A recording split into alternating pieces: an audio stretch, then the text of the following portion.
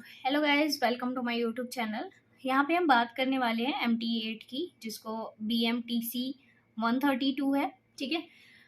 और इसका जो नाम है वो है आपका डिफरेंशियल इक्वेशन। बेसिकली आपको पता होगा कि डिफरेंशियल इक्वेशन के अंदर हम यूनिट 2 कर रहे हैं यहाँ पे, जहाँ पे हम क्या सीख रहे हैं, methods of solving first order and first degree equations. ठीक है, हम यहाँ पे मैथड्स के बारे में डिस्कस कर रहे हैं कि किस तरीके से फर्स्ट ऑर्डर और फर्स्ट डिग्री की जो इक्वेशंस होती हैं उनको सॉल्व किया जाता है। ठीक है, ऑलरेडी मैं इसकी 2 वीडियोस अपलोड कर चुकी हूँ, उनका जो लिंक है वो आपको डिस्क्रिप्शन में मिल जाएगा। और साथ ही साथ अगर आपको रियल एनालिसिस या एब्स्ट्रैक्ट अलजेब्रा इन सब की वीडियोस चाहिए होगी तो उनका भी लिंक जो है वो डिस्क्रिप्शन में है।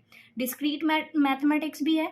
ठीक है, अब उसके बाद हम यहाँ पे इस वीडियो को आगे बढ़ाते हुए आज जो है हमारा थर्ड या फोर्थ जिसको हम कह सकते हैं, क्योंकि ऑलरेडी हम यहाँ पे 3 मैथड डिस्कस कर चुके हैं, है ना। वेरिएबल सेपरेशन मैथड डिस्कस किया हमने, उसके बाद होमोजीनियस मैथड डिस्कस किया है, और साथ ही साथ हमने रिड्यूसिबल होमोजीनियस मैथड जो था उसको भी हमने क्या कर दिया है, डिस्कस कर लिया है। ठीक है, तो ये जो मैथड्स हैं ये आप चाहो तो इन वीडियोस को जाके देख के आना। ठीक है, जब आप उन्हें देख लोगे तो इसको देखना आपके लिए बहुत ही ज़्यादा प्रॉफिटेबल हो जाएगा। ठीक है, पहले आप उसको देख लेना ताकि आपको ज़्यादा अच्छे से समझ आए। तो बिना टाइम वेस्ट किए अब हम अपनी वीडियो स्टार्ट करते हैं। तो यहाँ पे हमारा जो मैथड है वो है आपका एग्जैक्ट इक्वेशन। एग्जैक्ट इक्वेशन आखिरकार क्या होती है, और ध्यान रखना ये मैथड बहुत ही ज़्यादा इंपॉर्टेंट मैथड है। ठीक है, इसे आपको पेपर में जरूर मिलेगा देखने के लिए क्वेश्चंस, क्योंकि ये जो हमारा चैप्टर है ना, ये मान के चलो कि ये आपका बेस है। अगर आपको ये चैप्टर नहीं समझ आता तो समझ जाना कि आगे जो डिफरेंशियल इक्वेशन हम जितनी भी पढ़ने वाले हैं वो आपको बिल्कुल भी समझ नहीं आएगी। ठीक है, तो इनको बड़े ध्यान से पढ़ना है, इनके जितने ज़्यादा हो सके क्वेश्चंस को सॉल्व करने की कोशिश करना। क्वेश्चन पेपर उठाओ, आप उसमें से ढूंढो जितने भी क्वेश्चन इसके हो सकते हैं, सॉल्व करो खुद से। नहीं आते हैं आपको तो कमेंट करके बताओ मुझे, मैं उनके जितने अगर मुझे टाइम मिलेगा तो मैं उनके सॉल्यूशंस जो है आपको ज़रूर सेंड करके बताऊंगी नेक्स्ट वीडियो में। ओके, उसके बाद अब आगे देख लेते हैं हम। चलिए, तो वीडियो आज हमारे पास है a differential equation which can be obtained from its primitive solutions by the differentiation and without any further elimination or reduction is said to be exact. Exact हमारे पास सॉल्यूशन कोई कब कहलाती है, एक ऐसे डिफरेंशियल इक्वेशन जिसके अंदर हम जो सॉल्यूशंस होते हैं वो डिफरेंशिएशन के थ्रू फाइंड करते हैं बिना किसी एलिमिनेशन या बिना किसी रिडक्शन के। तो उस टाइप की इक्वेशन को हम क्या कहते हैं, एग्जैक्ट इक्वेशंस कहते हैं। ठीक है, समझ आ गया आपको। आपको ये इक्वेशन इस फॉर्म में लिखी हुई दिखेगी। ठीक है, इसका जो फॉर्म होता है ना, देखो इसकी फॉर्म जो होती है वो ऐसी होती है, x d y plus y d x is equal to में 0, या फिर M d x plus N d y is equal to में 0, जहाँ पे M and N are the function of x and y. M और N दोनों के दोनों ही आपके एक्स और वाई के रिस्पेक्ट में फंक्शंस हो सकते हैं। ठीक है, is exact if and only if, ये हमारे पास एग्जैक्ट सिर्फ तभी हो सकते हैं जब क्या होगा आपके पास, partial differentiation, partial derivative of m with respect to y। ठीक है, इसी तरीके से partial derivative of n with respect to x, अगर ये दोनों के दोनों आपके इक्वल आ जाते हैं तो हम हमारी जो गिवन इक्वेशन है उसको हम क्या कहेंगे, ये एग्जैक्ट इक्वेशन है। ठीक है, और इसका प्रोसीजर फिर हम फॉलो करेंगे कि किस तरीके से इसके सॉल्यूशंस को हम फाइंड आउट कर सकते हैं। ठीक है, तो यहाँ पे मैंने वर्किंग रूल लिखा हुआ है, आप देख सकते हो किस तरीके से इसके हम सॉल्यूशंस को फाइंड आउट कर सकते हैं। तो यहाँ पे लिखा है, for the solution of exact differential equation M d x plus N d y is equals to में 0। पहली बात तो ये इस फॉर्म में होनी चाहिए। ठीक है, अगर आपकी ये इस फॉर्म में नहीं होती है तो फिर ये एग्जैक्ट नहीं हो सकती है। आपको सबसे पहले कंपेयर करके देखना है क्या कोई भी डिफरेंशियल इक्वेशन आपको इस फॉर्म में दे रखी है, is given by the following. तो सबसे पहला जब ये हो जाएगा तो आपको रूल क्या फॉलो करना है ये ध्यान रखना। आपको यहाँ से इक्वेशन को कंपेयर करनी है और आपको एन और एम और एन दोनों की ही वैल्यू को निकाल लेना है। जब आप उनकी वैल्यूज़ को निकाल लेते हो तो फिर आपको क्या करना है, इंटीग्रेट करना है एम को विद रिस्पेक्ट टू एक्स। ठीक है, regarding y as a constant. ठीक है, और वाई को उस कंडीशन पे आपको क्या करना है, कांस्टेंट ट्रीट करना है, क्योंकि हमें पता है एम जो है वो एक्स और वाई दोनों की रिस्पेक्ट में कोई भी एक फंक्शन हो सकता है। ठीक है, तो यहाँ पे समझ आ गया आपको, m को सिर्फ और सिर्फ आपको x के रिस्पेक्ट में ही क्या करना है, इंटीग्रेट करना है, और y को एज अ कांस्टेंट ट्रीट करना है। और इसको हम इस तरीके से लिखेंगे इंटीग्रेशन में m dx। ठीक है, उसके बाद क्या करना है आपको, इसी तरीके से n जो होगा वो भी हमारा क्या होगा, n को भी आपको इंटीग्रेट करना है, लेकिन n को आपको y के रिस्पेक्ट में इंटीग्रेट करना है, ठीक है, which do not contain x। और n के अंदर आपको ऐसी ही टर्म्स रखनी है, ठीक है, जो अपने अंदर x को कंटेन नहीं करती। मतलब x वाली जितनी भी, मान के चलो अगर कोई भी नंबर आ जाता है जिसके n आपका कोई भी आ जाता है और उसके साथ में x लगा हुआ है, तो उसको हटा के बाकी जो भी बचे, चाहे वो कांस्टेंट हो और y वाली टर्म्स हो, उनको लेके ही आपको क्या करना है, इसे इंटीग्रेशन करना है। तो इसका मतलब यही होता है कि n ऐसा जिसके अंदर से x वाली टर्म्स को हटा के, ठीक है, n के अंदर से आपको क्या करना है, x वाली टर्म्स को हटा के बाकी जो बचती हैं उनको y के रिस्पेक्ट में इंटीग्रेशन कर देना है, ठीक है। समझ आ गया? इतना वर्किंग प्रोसीजर आप लोगों को समझ आ गया है, ठीक है। अब आगे की बात कर लेते हैं हम। उसके बाद इसका जो थर्ड रूल कहता है, जब आप इन दोनों का इंटीग्रेशन निकाल लेते हो तो इनको क्या करना है, आपको प्लस करके इस तरीके से रखना है कि इनकी जो वैल्यू है वो किसी सी के इक्वल में आए, यानी कोई भी एक कांस्टेंट वैल्यू आ सकती है इनकी, ठीक है। इज अ रिक्वायर्ड सॉल्यूशन, यही हो जाएगा हमारा रिक्वायर्ड सॉल्यूशन, ठीक है। समझ आ गया आपको कि इनका इंटीग्रेशन आप कर लेना। इंटीग्रेशन करने के बाद जो इनका सम आएगा वही क्या हो जाएगा, आपका लास्ट सॉल्यूशन हो जाता है, ठीक है। फॉर एग्जाम्पल के तौर पे यहाँ पे हमारे पास एक फंक्शन दे रखा है a x plus h y plus g, और ये क्या है d x plus h x plus b y plus f, और ये दे रखा है डी वाई।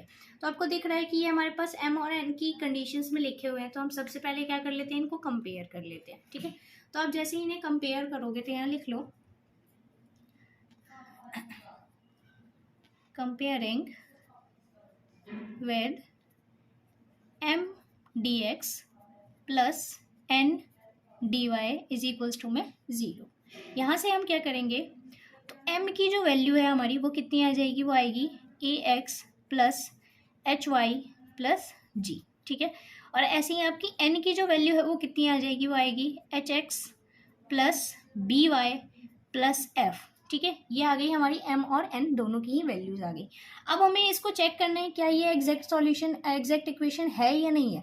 तो एग्जैक्ट इक्वेशन होने के लिए इसे हमें क्या करना होगा, पार्शियल डेरिवेटिव हमें m का निकालना होगा x के रिस्पेक्ट में, ठीक है।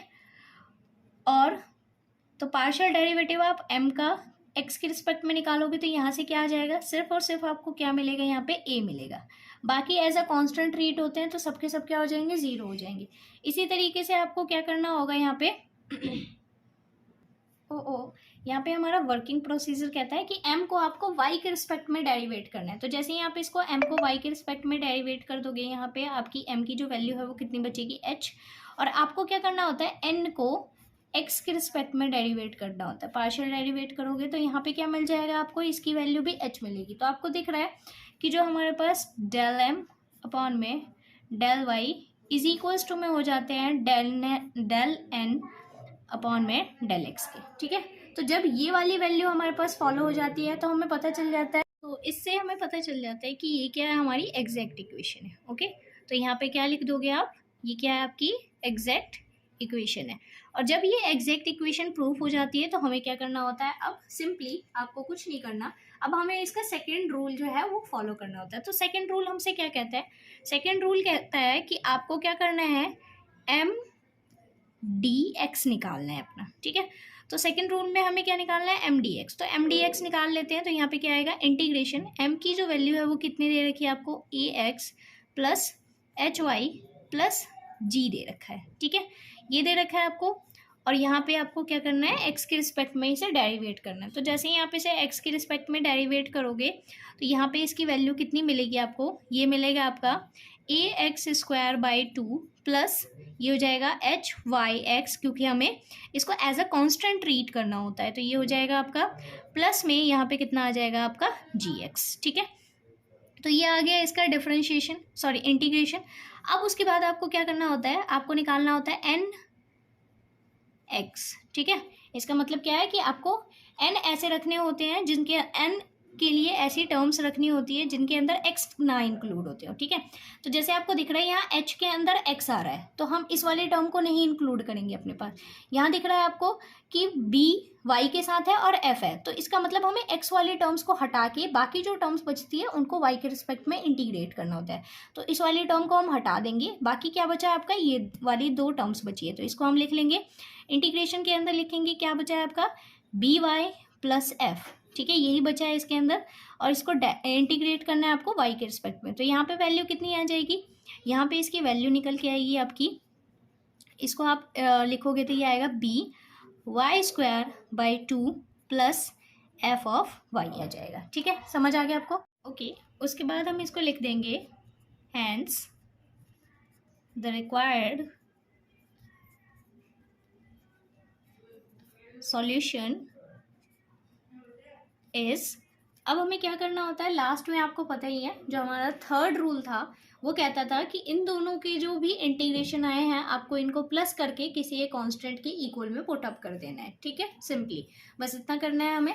तो हम क्या करते हैं, इनके इंटीग्रेशंस को आपस में प्लस में रख लेते हैं। तो इसका एम डी एक्स का इंटीग्रेशन क्या आया था, a x square by 2 plus h y x plus g x plus, अब उसके बाद एन का इंटीग्रेशन कितना आया हमारे पास, ये आया है। तो यहाँ पे क्या हो जाएगा, b y square by 2 plus f y is equals to में के हो जाएगा। ठीक है, अब उसके बाद हमें क्या करना होता है, यहाँ पे जीरो लाना होता है हमें। तो इसको क्या लिखेंगे हम, ए एक्स स्क्वायर प्लस में सबका एलसीएम ले लो, तो 2 आपका एलसीएम में आ जाएगा। तो यहाँ पे कितना आएगा, 2h एक्स वाई हो जाएगा ये, प्लस में यहाँ पे ये 2g(x) plus b y square plus 2fy, और यहाँ पे कितना आ जाएगा आपका, प्लस में c इज इक्वल्स टू में 0, क्योंकि बेसिकली आखिरकार ये कांस्टेंट ही तो होगा। ठीक है, तो इस वजह से हम यहाँ पे इंटीग्रेशन के साथ एक c लेके चलते हैं। ठीक है, और यहाँ पे जितना भी इसका इंटीग्रेशन आया है तो कांस्टेंट, मतलब आप इसे 2c भी लिखोगे तो फिर भी आपको एक कांस्टेंट ही तो इंट्रोड्यूस करना होता है। ठीक है, लास्ट में सिंपली एक आंसर के साथ, तो इस वजह से यहाँ पे सिर्फ c लिखते हैं हम। ठीक है, क्योंकि वो कांस्टेंट ही माना जाता है। जैसे हम लिखते हैं ना कि c1 plus c2 tense to हमारे पास c के हो जाता है, ये इक्वल्स टू में हमारे पास c के हो जाता है। इस वजह से हम ऐसे लिख सकते हैं 2c इज इक्वल्स टू में c के हो जाएगा। ठीक है, क्योंकि हमें बस एक कांस्टेंट, आर्बिट्ररी कांस्टेंट इंट्रोड्यूस करना होता है, तो वो हम लिख देते हैं यहाँ पे। ठीक है,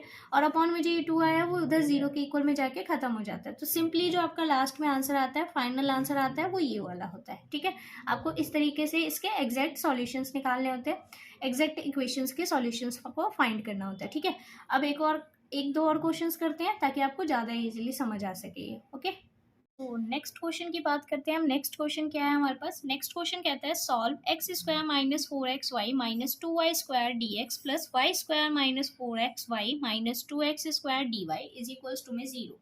तो फर्स्टली हमें क्या करना होता है, सबसे पहले इसे कंपेयर करना होता है। ओके, तो हम क्या करते हैं, इसे कंपेयर करते हैं किसके साथ, m dx प्लस n dy is equals to में 0 के साथ। ओके, तो हमें यहाँ से m की जो वैल्यू मिलती है वो क्या मिलती है, आपको दिख रहा होगा dx के साथ जो लिखा होगा वो m, और जो y के dy के साथ लिखा होगा वो n होगा। ठीक है, तो यहाँ से आपको m की जो वैल्यू मिलेगी वो क्या मिलेगी, x square minus 4xy minus 2y square, ये हमारी m की वैल्यू है। n की जो वैल्यू है वो कितनी है आपकी, n की वैल्यू है y square minus 4xy minus 2x square. तो ये आ गई हमारी m और n की वैल्यू। अब हमें क्या करना है, इसको सिंपली इसका पार्शियल डेरिवेटिव फाइंड करना है। m का पार्शियल डेरिवेटिव हमें y की रिस्पेक्ट में निकालना है, और n का हमें पार्शियल डेरिवेटिव x की रिस्पेक्ट में निकालना है। ठीक है, तो यहाँ पे अगर आप m का y के रिस्पेक्ट में निकालते हो तो आपको दिख रहा होगा यहाँ से ये वैल्यू कितनी आएगी आपकी, माइनस में 4x आ जाएगी और माइनस में 4y आ जाएगी। ठीक है, आप जैसे ही इसको डेरिवेट करोगे तो ये वैल्यू आएगी। अब आप जैसे n का x के रिस्पेक्ट में निकालते हो तो यहाँ से वैल्यू जो है वो कितनी आएगी आपकी, माइनस में 4y आ जाएगी, और इसको करोगे तो माइनस में 4x हो जाएगी। आप चाहो तो इसको चेंज कर सकते हो, ये माइनस 4x माइनस में 4y हो जाएगी, जिसकी वजह से आपको दिखेगा कि ये दोनों वैल्यूज़ जो हैं वो क्या आ गई हैं, इक्वल आ गई हैं। तो जब भी हमारे पास इनकी जो पार्शियल डेरिवेटिव्स इक्वल आ जाते हैं, ये क्या हो जाते हैं, हमारे एग्जैक्ट सॉल्यूशंस हो जाते हैं। ठीक है, एग्जैक्ट इक्वेशंस हो जाते हैं, सॉरी। तो हम इसको क्या लिखेंगे, hence it is an exact equation। ठीक है, समझ आ गया आपको इतना। अब उसके बाद ये क्यों हुआ है ये भी लिख देना यहाँ पे, del m upon del y is equals to में del n upon del x. Okay, तो इस वजह से ये क्या हो गया, आपका एग्जैक्ट इक्वेशन हो गई है। तो फर्स्ट स्टेप हमने कंप्लीट कर लिया। अब सेकंड स्टेप की ओर बढ़ते हैं। तो सेकंड स्टेप होता है हमारा कि हमें क्या निकालना होता है, इंटीग्रेशन निकालना होता है एम डी एक्स। तो निकाल लो यहाँ पे एम डी एक्स, जहाँ पे y as a constant treat होगा। एम की वैल्यू आप देख सकते हो यहाँ पे कितनी दे रखी है आपको, ये लिख लो यहाँ पे। एम की वैल्यू है एक्स स्क्वायर माइनस 4xy और माइनस में 2y², ठीक है। और यहाँ पे लिखना है आपको dx। जैसे ही यहाँ पे से इंटीग्रेट करोगे इसकी वैल्यू मिलेगी आपको, इसकी वैल्यू मिलेगी x³ अपॉन 3 माइनस में इसकी जो वैल्यू है ये मिलेगी आपके 2x² माइनस में इसकी जो वैल्यू है वो कितनी मिल जाएगी आपको। तो ये एज अ हमारे पास कांस्टेंट ट्रीट हो रहा है, तो इसकी वैल्यू हो जाएगी 2xy², ठीक है। ये हो गया इसका इंटीग्रेशन। अब इसके बाद हमें क्या करना होता है, हमें क्या निकालना होता है, n ऐसे टर्म्स जिनके अंदर x ना हो उनका y के रिस्पेक्ट में इंटीग्रेशन फाइंड करना होता है, ठीक है। तो n में से ऐसे टर्म्स चूज करो आप जिसके अंदर x ना आ रहा हो, ठीक है। तो ये टर्म तो हट गया यहाँ से क्योंकि इसके अंदर x आ रहा है, और ये टर्म भी हट गया यहाँ से, तो बचा क्या हमारे पास, सिर्फ और सिर्फ y² बच गया, ठीक है। तो y² का हम क्या करेंगे, इंटीग्रेशन करेंगे विद रिस्पेक्ट टू y, ठीक है। तो यहाँ पे क्या हो जाएगा, सिर्फ y² और यहाँ पे कितना आ जाएगा आपका dy। तो जब आप इसकी वैल्यू निकालोगे तो ये आएगी आपकी y³/3। अब सिंपली हमें क्या करना होता है, इन दोनों का जो भी आपने ये इंटीग्रेशन निकालना है इनको प्लस करके रख देना होता है, ठीक है। तो ये आ गया हमारा थर्ड स्टेप। थर्ड स्टेप में हमें इनका सम रखना होता है। तो सम क्या हो जाएगा हमारे पास, integration m d x plus integration of क्या आएगा हमारे पास n, जिसके अंदर से x वाली टर्म्स हटा देते हैं, dy इज इक्वल्स टू में हमें किसके रखना होता है, किसी भी एक कांस्टेंट c के इक्वल में रखना होता है, ठीक है। तो यहाँ पे क्या हो जाएगा हमारे पास एम डी एक्स, इसकी वैल्यू जो है वो कितनी आई है, ये आई हुई है, तो इसको लिख लो x³/3 minus 2x² minus 2xy² plus इसकी वैल्यू कितनी है y³/3, ठीक है। ये आ गई वैल्यू इज इक्वल्स टू में हम मान के चल लेते हैं वो किसके इक्वल में आ रही है, सी के इक्वल में आ रही है, ठीक है। तो यहाँ तक आपको क्लियर हो गया होगा। यहाँ पे हो गया आपका खेल खत्म, ठीक है। जितना भी था जो भी था ये लास्ट में आपका सॉल्यूशंस आ गया। आपको उठा के इसको प्लस में इधर रखना है, माइनस में रखना है, प्लस में लगा देना अगर लाना हो तो, और यहाँ पे इक्वल्स टू में 0 रख देना, ठीक है। तो ये आपका सॉल्यूशन हो जाएगा। यहाँ पे समझ आ गया आपको किस तरीके से हम इसके सॉल्यूशंस फाइंड करते हैं। ज़्यादा से ज़्यादा क्वेश्चन करो। वीडियो अगर आपको अच्छी लगती है तो वीडियो को लाइक करके चैनल को सब्सक्राइब कर देना।